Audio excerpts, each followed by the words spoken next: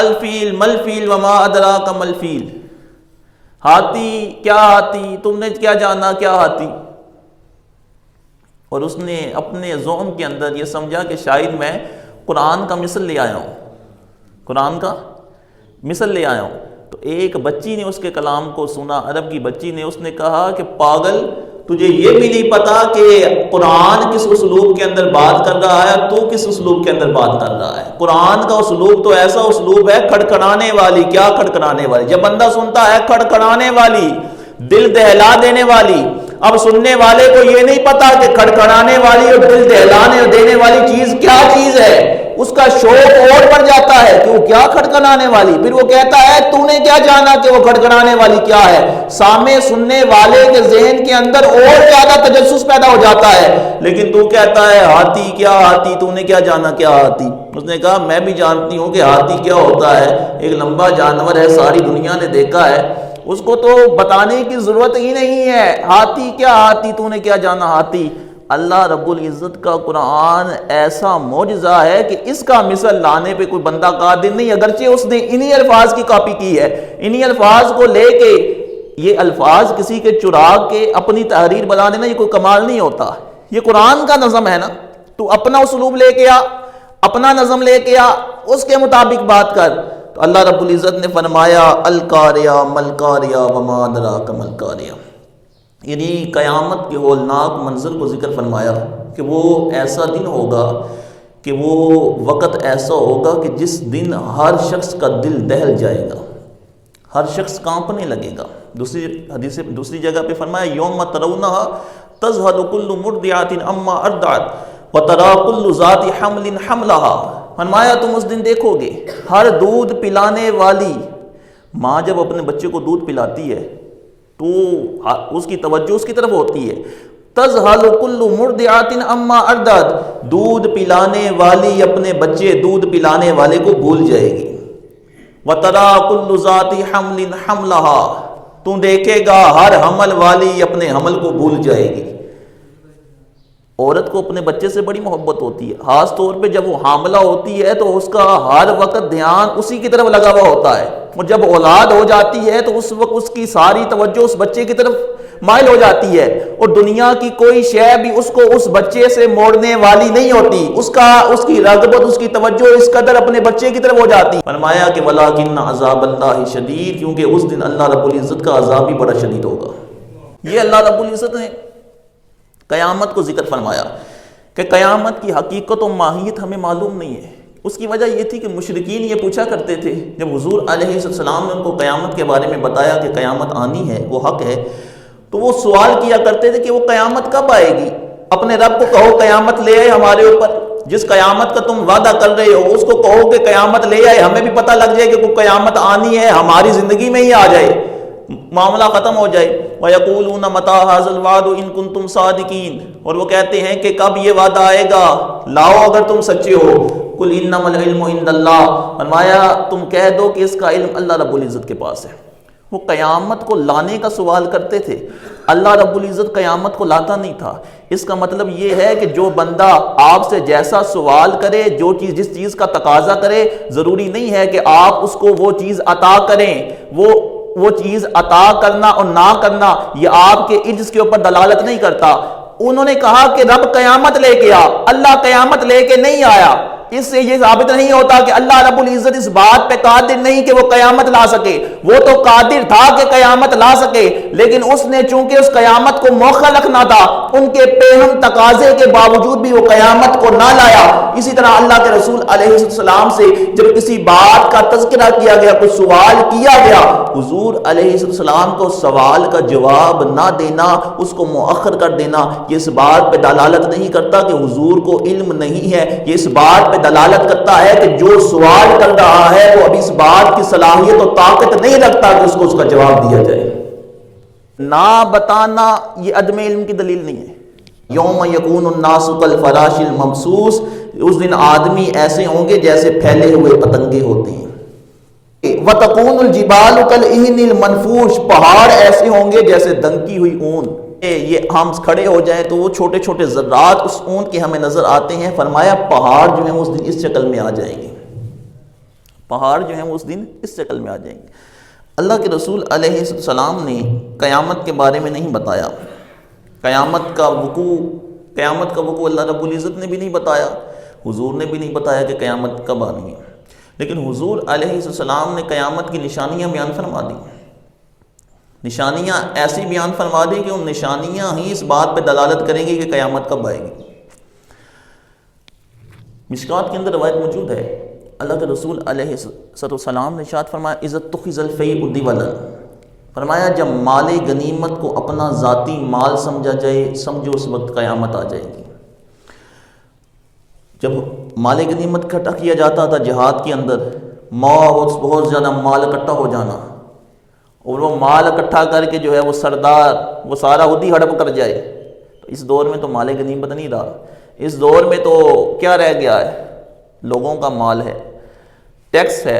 اس کے علاوہ جو آپ سارا دن جو ہے وہ ہر چیز کے اوپر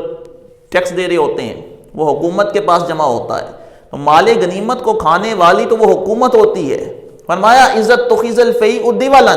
جب مال غنیمت کو اپنا مال سمجھا جائے، والامانت مغنما، امانت کو جو ہے وہ اپنی ذاتی شے سمجھا جائے، والامانت مغنما والزکوۃ مغرما، اور زکوٰۃ کو ٹیکس سمجھا جائے، وتعلم لغیر الدین، دین کے لیے حاصل نہ کیے جائے بلکہ دین دنیا کے لیے حاصل کیا جائے۔ وَأَطَاعَ الرَّجُلُ امْرَأَتَهُ، فرمایا آدمی اپنی بیوی کی تابع داری کرے گا، وَأَقَّ أُمَّهُ، اپنی ماں کی نافرمانی کرے گا، اپنی بیوی کے ساتھ اس کا رویہ اچھا ہوگا لیکن اپنی ماں کے ساتھ اس کی نافرمانی کرے گا۔ وَأَدْنَى صَدِيقَهُ وَأَقْصَى أَبَاهُ، فرمایا آدمی جو ہے وہ اپنے دوست کو قریب کرے گا، اپنے باپ کو دھکے دے گا۔ وَظَهَرَتِ الْأَصْوَاتُ فِي الْمَسَاجِدِ، مساجد میں آوازیں بلند ہوں گی۔ وَظَهَرَتِ الْقَيْنَاتُ وَالْمَعَازِفُ، اور باجے، گانے باجے اور یہ لہو و لعب کے سامان یہ عام ہو جائیں گے۔ وَشُرِبَتِ الْخُمُورُ، شرابیں پی جائیں گی۔ وَلَعَنَ آخِرُ هَٰذِهِ الْأُمَّةِ أَوَّلَهَا، فرمایا بعد میں آنے والے پچھلوں کو گالیاں دیں گے۔ جو بعد میں آنے والے ہیں وہ کہیں گے ہم سے تو بڑا محقق پیدا ہی کوئی نہیں ہوا، ہم سے بڑا تو جاننے والا آئے کو نہیں۔ وہ کہیں گے کہ 2021 میں جو سائنس نے ترقی کی ہے وہ ترقی تو آج تک ہوئی نہیں ہے، پچھلے تو سارے تھے ہی جاہل، ان کو تو ان تمام چیزوں کے بارے میں معلوم ہی نہیں تھا۔ فرمایا کہ بعد میں آنے والے پچھلوں پہ لعنتیں کریں گے، پچھلوں کو برا بھلا کہیں گے، اپنے آباء و اجداد کو کہیں گے وہ تو جاہل تھے، ان پڑھ تھے، ہم پڑھے لکھے لوگ ہیں۔ فرمایا وَلَعَنَ آخِرُ هَٰذِهِ الْأُمَّةِ أَوَّلَهَا فَارْتَقِبُوا إِنَّ ذَٰلِكَ رِيحًا حَمْرَاء، فرمایا جب یہ سب کچھ ہو جائے تو اس وقت سرخ آندھیوں کا انتظار کرنا۔ وَخَسْفًا وَمَسْخًا وَقَصْفًا، فرمایا زمین میں دھنس جانے کا، چہرے کے بگڑ جانے کا انتظار کرنا۔ فَارْتَقِبُوا إِنَّ ذَٰلِكَ رِيحًا حَمْرَاء وَخَسْفًا وَمَسْخًا وَقَصْفًا وَآيَاتٍ تَتَابَعَ كِنِظَامٍ قُطِعَ سِلْكُهُ وَتَتَابَعَ، فرمایا ایسی نشانیوں کا انتظار کرنا کہ جو ایک لڑی کی طرح ہوں گی۔ جب لڑی کا ٹوٹتی ہے نا، ایک دانہ گرتا ہے تو وہ سارے دانے اس کے باری باری گرتے چلے جاتے ہیں۔ فرمایا وہ نشانیاں پھر ایک لڑی کی طرح ہوں گی کہ جب ایک دانہ گرتا ہے تو سارے دانے اس کے گرتے چلے جاتے ہیں۔ اسی طرح قیامت کی نشانیاں بھی بے ترتیب آتی ہی چلی جائیں گی۔ آج ہم اپنے حالات کو دیکھیں، اس حدیث پاک کے تحت حکومت جو ہے وہ عوام کے مال کو اپنا مال سمجھتی ہے کے اوپر زکوٰۃ کا سوال کیا جائے گا، غریبوں کی طرف ان کا مال تو پہنچاؤ، تو جب زکوٰۃ دینے لگیں گے تو سمجھیں گے کہ ہم ٹیکس دے رہے ہیں، زکوٰۃ کو ٹیکس سمجھیں گے، اور جو ٹیکس ہوگا اس کو جو ہے وہ ضرور ادا کریں گے۔ آج دیکھیں یہ حالات ہیں، ٹیکس ہر بندہ ادا کرتا ہے، یہاں سے جو ہے لاہور جانا ہو تو پتہ نہیں گاڑی پہ کتنی مرتبہ ٹیکس دینا پڑتا ہے، اور ہر چیز کے اوپر جو ہے وہ ہمیں ٹیکس جو ہے وہ لازمی اور ضروری ہو گیا ہے، وہ دینا پڑتا ہے، ہم دیتے ہیں، لیکن وہ زکوٰۃ جو اللہ رب العزت نے فرض فرمائی ہے اس کو دیتے ہوئے جو ہے وہ ہمارے دلوں کو جو ہے وہ تسلی نہیں ہو رہی ہوتی، اور یہ سمجھ رہے ہوتے ہیں کہ شاید کوئی ہمارے اوپر ٹیکس مسلط کر دیا گیا ہے جس کو ہم ادا کر رہے ہیں۔ غریب کا حق سمجھ کے ادا نہیں کرتے، غریب کا حق سمجھ کے ادا نہیں کرتے بلکہ مجبوری سمجھ کے ادا کر رہے ہوتے۔ کچھ تو ایسے ایک تعداد ہے جو زکوٰۃ ادا ہی نہیں کرتی، اور ان کو اس بات کی پرواہ بھی نہیں ہے کہ زکوٰۃ ادا کرنی ہے یا نہیں ادا کرنی۔ کچھ تو ایسے ہوں گے کہ جن کے پاس مال بہت ہے، ساری زندگی انہوں نے یہ سوچا ہی نہیں ہے کہ یار اس مال اتنا زیادہ اکٹھا ہو گیا ہے، ہر سال اس مال کے اوپر کچھ زکوٰۃ بھی بنتی ہے، وہ بھی پوچھنا کسی سے چاہیے کہ کتنی زکوٰۃ بنتی ہے، کیسے اس کو ادا کرنا ہے، اللہ رب العزت کی ذات راہ میں دینا ہے تو کیسے اس کو ادا کروں۔ کچھ تو ایسے ہیں کہ ساری زندگی جو ہے انہیں یہی توفیق نہیں ہوتی، اور کچھ ایسے ہوتے ہیں کہ ان کو یہ تو پتہ ہوتا ہے کہ اس مال کے اوپر زکوٰۃ بنتی ہے، لیکن سال کے بعد جب حساب لگاتے ہیں کہ یہ زکوٰۃ کتنی بن رہی ہے، پھر ان کے دل کو تسلی نہیں ہو رہی، یار اتنے لاکھ روپے میرے مال کے اندر نکل آئے ہیں، میرے مال میں سال کے بعد لاکھوں روپے کی زکوٰۃ بن رہی ہے، وہی میں زکوٰۃ جو ہے وہ دے دوں گا، یہ تو میں نے بڑی محنت مشقت سے کمایا ہے یہ مال، یہ تو بڑی مجھے مدتیں لگی ہیں یہ پیسے کماتے ہوئے۔ لیکن یہ نہیں سوچ رہا ہوتا کہ اگر لاکھوں روپے زکوٰۃ ہے تو رب نے کروڑوں روپے عطا بھی تو کیے ہیں۔ جس کے پاس لاکھوں ہوتے ہیں اس کی تو ہزاروں میں رکھی، جس کی ہزاروں تھے اس کی تو سینکڑوں میں آ گئی، تیرے پاس تو کروڑوں ہیں، اس وجہ سے تیرے اوپر لاکھوں آ رہی ہے، لیکن اس کے دل کو پھر بھی تسلی نہیں ہو رہی۔ فرمایا زکوٰۃ کو لوگ ٹیکس سمجھیں گے، دین کا علم حاصل کریں گے لیکن اس لیے نہیں کہ دین آ جائے، دین کا علم اس لیے حاصل کریں گے دنیا آ جائے۔ آج ہمارے دیکھا جاتا ہے مدارس میں پڑھنے والا ہو یا کہیں اور پڑھنے والا ہو، اس کی نظر ساری کی ساری جو ہے وہ اس بات کے اوپر ہوتی ہے کہ میں کسی مسجد میں امام لگ جاؤں گا، کہیں میں خطیب لگ جاؤں گا، میری جو ہے وہ روزی روٹی بن جائے گی، چلو میرا جو ہے وہ نظام چل جائے گا۔ اس کو وہ دین اس وجہ سے پڑھ رہا ہوتا ہے کہ میں اس قابل ہو جاؤں کہ میں یہ کام سر انجام دے لوں، وہ دین اس وجہ سے نہیں پڑھ رہا ہوتا کہ میں اس قابل ہو جاؤں کہ میں اللہ رب العزت کے دین کے صحیح معنوں میں خدمت کر سکوں۔ متولم لغیر الدین، فرمایا لوگ دین کو دین کے لیے حاصل نہیں کریں گے، لوگ دین کو بھی دنیا کے کمانے کے لیے ہی حاصل کریں گے۔ وَأَطَاعَ الرَّجُلُ امْرَأَتَهُ، آدمی جو ہے وہ اپنی بیوی کا بڑا تابعدار ہو جائے گا، رن مرید ہو جائے گا، ماں کی نافرمانی کرے گا، باپ کس کو دھکے دے گا، دوست کے ساتھ یاریاں گھڑے گا۔ یہ آج کا دور دیکھیں ماں کو کس طرح ذلیل کیا جاتا ہے، بیٹیاں ماؤں کو ذلیل کرتی ہیں، بیٹے ماؤں کو ذلیل کرتے ہیں، اور ان کو جو ہے وہ دقیانوسی نظریے اور سوچ والا سمجھا جاتا ہے۔ اور آج ہمارے معاشرے کی تباہی کی وجہ ہی یہی ہے کہ ہم نے اپنے ماں باپ کا حق جو ہے وہ ان کو دینا چھوڑ دیا ہے۔ اللہ رب العزت نے جو آج لوگوں کی روزی سے برکتیں اٹھا دی ہیں اس کی وجہ یہی ہے کہ ہم نے اپنے ماں باپ کو ناراض کر دیا۔ تیرے مال میں سب سے پہلا حق تو تیرے ماں باپ کا تھا، تیرے مال میں سب سے پہلا حق تیری بیوی کا نہیں، تیرے مال میں سب سے پہلا حق تیرے ماں باپ کا ہے کہ جو تو کمائے تو سب سے پہلے ان کے پاس لے کے جاؤ، ان سے پوچھ کہ میں نے یہ کمایا ہے کہ اس میں مجھے اجازت دیتے ہو کہ میں کتنے رکھ سکتا ہوں، اور باقی جو ہے وہ میں آپ کو پیش کرتا ہوں۔ کیوں؟ کیونکہ اس ماں باپ نے آج سے لے کے 25-30 سال تجھے کھلایا ہے، انہوں نے تجھے پلایا ہے، انہوں نے تیری پرورش کی ہے، انہوں نے تجھے اس مقام پہ پہنچایا ہے کہ تو آج اتنا کچھ کرنے کے قابل ہو گیا ہے۔ اور مسجدوں میں آوازیں بلند ہوں گی، بڑے بڑے حاجی نمازی جو ہیں وہ مسجدوں میں آ کے جو ہے وہ اپنی پریاں مکار رہے ہوں گے، ان کو اور جگہ ہی نہیں ملے گی، وہ کہیں گے کہ یہ آئیں جو ہے وہ ہمارے سارے جو ہے وہ معاملات طے ہوں گے، مسجدوں کے اندر آوازیں بلند کریں گے۔ اللہ رب العزت نے جن مسجدوں کو جو ہے وہ نماز کے لیے بنایا ہے، عبادت کے لیے بنایا ہے، لوگ ان کو اپنی دنیاوی معاملات کے لیے بنا لیں گے۔ اللہ کے رسول علیہ السلام نے ایک شخص کو دیکھا کہ وہ مسجد میں کچھ تلاش کر رہا ہے، تو اس نے حضور نے فرمایا کہ کیا کر رہا ہے؟ تو اس نے عرض کی یا رسول اللہ میری فلاں چیز گم ہو گئی ہے، میں مسجد میں دیکھ رہا ہوں کہ تلاش کر رہا ہوں۔ حضور نے فرمایا کہ اللہ کرے تنو تیری شہر نہ ہی لبے فإن المساجد لا تبنى لہذا، فرمایا اللہ کی مسجدیں اس لیے نہیں بنائیں گے کراچی شام اور تو لب دے دو۔ اللہ کی وہ اپنی گمی ہوئی چیز ڈھونڈ رہا ہے، گمی ہوگی اس کی، واقعی ادھر ہی گمی ہوگی، لیکن حضور نے فرمایا کہ اللہ کی مسجدیں اس لیے نہیں بنائیں گی۔ آج ہمارے ہم مسجدوں کا تقدس پامال کیا جاتا ہے، یہ مسجدوں کا تقدس پامال کرنے والی بات ہے کہ مسجدوں کو اپنے دنیاوی معاملات کے لیے استعمال کرنا۔ یہ مسجد فقط و فقط اللہ رب العزت کی عبادت کے لیے بنی ہے، یہاں کی عبادت کی بات کرو، ذکر کی بات کرو، نیکی کی بات کرو، یہ عبادت ہے۔ یہاں آ کے آوازیں بلند کرتے حاجی صاحب ہیں جو آتے جمعے کے جمعے ہیں یا عید کے عید آ رہے ہوتے ہیں، وہ عید کے عید آ کے انہوں نے ساری مسجد کو سر پہ اٹھایا ہوا ہوتا ہے، اور ایسا لگ رہا ہوتا ہے کہ جیسے جو ہے وہی اسی مسجد کے متولی، اسی مسجد کے جو ہے کرتا دھرتا جو ہے وہ یہی ہے جو عید والے دن آنے والے ہیں۔ وَزَادَتِ الْأَصْوَاتُ فِي الْمَسَاجِدِ، فرمایا مسجدوں میں آوازیں بلند ہوں گی۔ وظہرت القینات والمعازف، گانے باجے وہ بڑھ جائیں۔ آج ہم دیکھیں ہر طرف جو ہے وہ گانوں باجوں کا شور ہے، اور لوگ جو ہیں وہ اس کی طرف توجہ کر رہے ہیں۔ وہ ایک گلوکار کو بلایا جاتا ہے 5-5 10-10 لاکھ، لوگ اپنی شادی بیاہوں پہ گلوکاروں کو 5-5 10-10 لاکھ روپیہ دے کے بلا لیتے ہیں۔ یہ وہ قوم ہے جن کو بھی جو ہے وہ پٹرول کا مسئلہ بنا ہوا ہے، جن کو بھی جس ملک میں مہنگائی ہو گئی ہے، یہ 5-5 10 لاکھ روپیہ ان گلوکاروں کو دے کے بلا لیتے ہیں اپنے اپنے گاؤں میں، اپنے اپنے شہروں میں، اور ان کے اوپر جو ہے وہ پیسے نشاور کر رہے ہوتے ہیں۔ اور یہی قوم ہے جو ان کے اوپر اتنا لٹانے والی ہے۔ اور اس قوم کی حالت یہ ہے کہ امام مسجد جو ہے وہ اگر مسجد کے اندر امام مسجد کی تنخواہ 10,000 روپیہ ہو، وہ تقاضا کرے 12,000 کرو، سارے نمازی جو ہے وہ دوالے ہو جاتے ہیں، سارے نمازی جو ہے رولا پا لیتے ہیں کہ امام مسجد کے ہو گئے اپنی تنخواہ جی 12,000 کیسے ہے۔ اللہ رب العزت ہم سب کو ہدایت عطا فرمائے کہ ہمارا دین کے ساتھ رویہ یہ ہو گیا ہے، دنیا کے ساتھ رویہ یہ ہو گیا ہے۔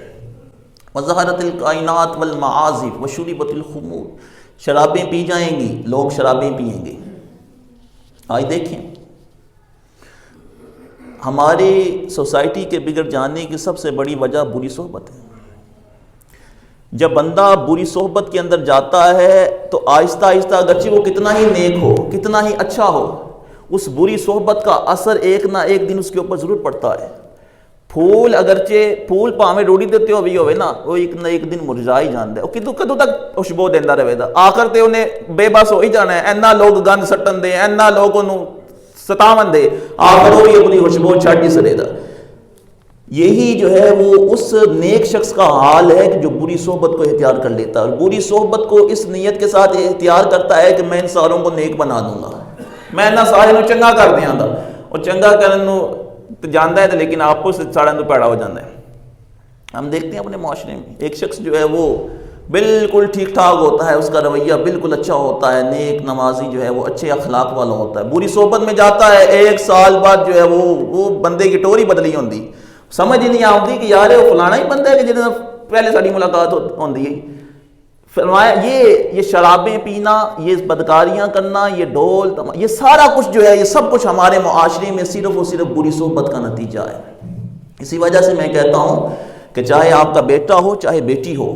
اس کو ایسے دوستوں سے، ایسے لڑکے کو ایسے لڑکوں کے ساتھ دوستی کرنے سے روکو، لڑکیوں کو ایسی لڑکیوں کے ساتھ دوستی کرنے سے روکو جو ان کو بری راہ پہ لے جائیں، جو ان کو بری راہ پہ لے جائیں۔ کیونکہ آپ کا اپنی اولاد آپ اگر اپنی اولاد کی تربیت چاہتے ہیں تو سب سے پہلے یہ دیکھو کہ اس نے دوستی کن لوگوں کے ساتھ لگائی ہوئی ہے، اس کے ان دوستوں کا پتہ لگواؤ۔ جب ان دوستوں کا پتہ لگواؤ گے تو تمہیں یہ پتہ لگے گا کہ تمہاری اولاد جو ہے وہ اس راستے پہ چلی ہوئی ہے۔ اگر اس کے دوست جو ہیں وہ اچھے لوگ ہوں گے تو سمجھ جاؤ کہ تمہارا بیٹا جو ہے وہ گمراہ ہونے والا نہیں ہے۔ اگر وہ ان لوگوں کے ساتھ جو ہے وہ مل گیا ہے کہ جن کا کردار برا ہے تو سوچ لو، سمجھ لو، چاہے جلدی چاہے دیر میں ایک نہ ایک دن تمہارا بیٹا جو ہے وہ پٹری سے اتر ہی جائے گا۔ یہ بری صحبت کا ایسا اثر ہوتا ہے۔ لوگ شرابیں پیئیں گے، اور آج جو ہے وہ شرابیں ایسے پانی کی طرح پی جاتی ہیں، اور ایک تو تعداد یہ ہے کہ شراب پیتی ہے اور کہتی ہے کہ نہیں وہ تے اصل شراب ہے ہی نہیں، وہ سانتے نشے ہی کو نہیں ہوتا، سانتے شراب پی کے کچھ بھی نہیں ہوتا۔ مجھے ایک شخص نے کچھ مہینے پہلے کال کی، وہ مجھے کہہ رہے کہ آپ صاحب پانگ پی سکتے ہیں؟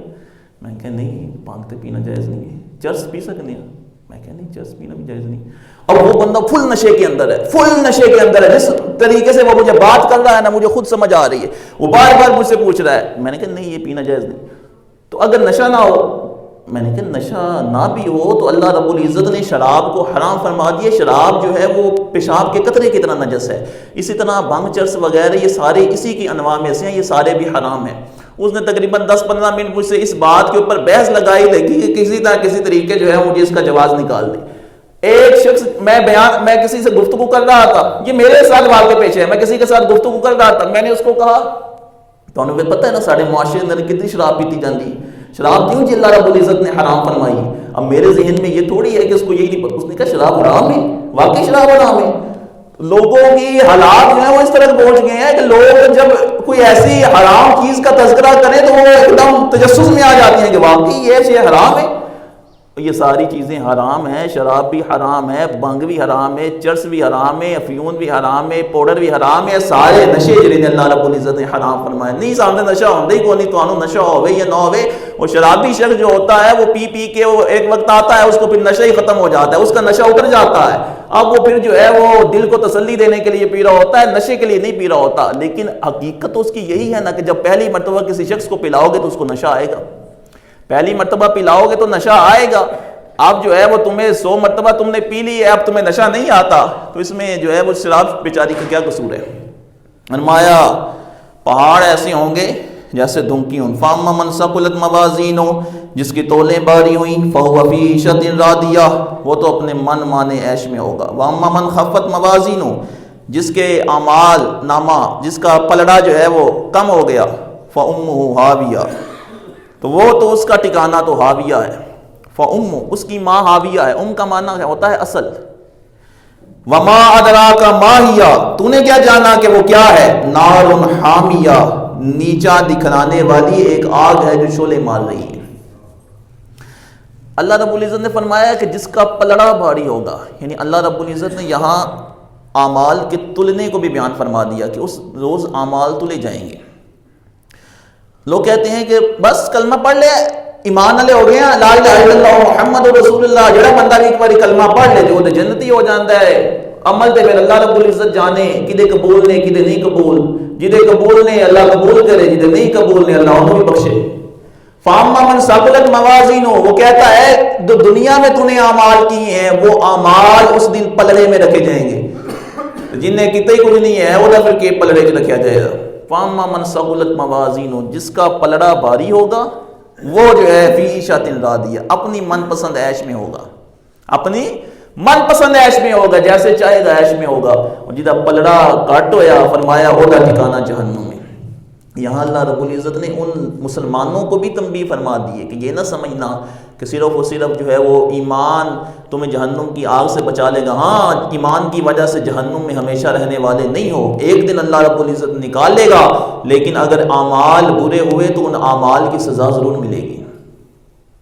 ام حسبتم ان تدخلوا الجنہ ولما یأتکم مثل الذین خلو من قبلکم، تم کیا سمجھتے ہو جنت بڑی سستی ہے، ایسے ہی جنت میں داخل ہو جاؤ گے؟ فرمایا جنت بڑی مہنگی ہے، الا ان سلعۃ اللہ غالیہ، حضور فرماتے ہیں رب کا سودا بڑا مہنگا ہے، رب کا سودا جنت ہے۔ جنت دینی ایسے کسی نے قلعہ زمین لینی ہوئے تھے پورے جناب شہر نو اگے لائے ہوندے، پتہ نہیں کتنے کتنے بندے کرنے پیندے نے، کنوں کنوں گواہ پانا پیندا ہے، پھر جا کے کچھ ہوندا ہے، وہ تو اللہ رب العزت نے تو پتہ نہیں کتنوں کا، کہ اللہ فرماتا ہے کہ جو تو چاہے گا وہاں تجھے وہ سرو کیا جائے گا، وہ پیش کیا جائے گا، اگر اینا مجھے لینا ہے تو اس کے بعد پھر محنت کتنی چاہیے، من پسند عیش میں ہوگا۔